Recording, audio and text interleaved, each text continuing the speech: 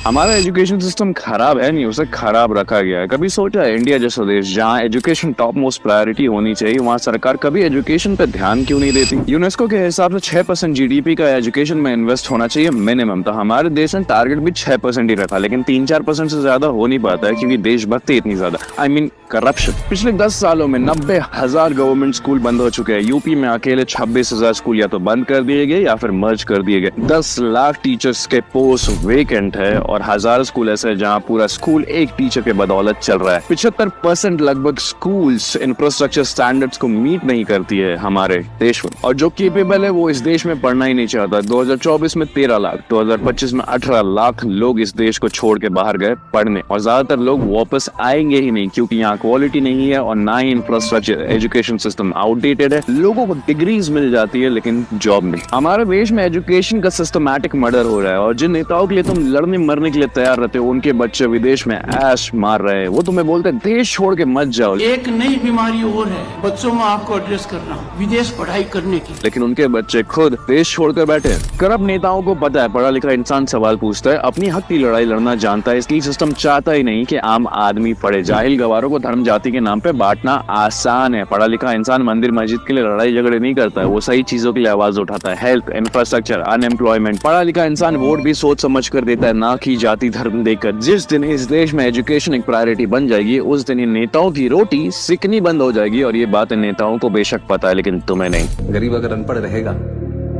तभी तो भेड़ बकरियों की तरह इन नेताओं के इशारों पे चलता रहेगा, और सभी जानते हैं कि यही अनपढ़ लोग इनका वोट बैंक है जो धर्म और जात के नाम पे वोट देते आए हैं।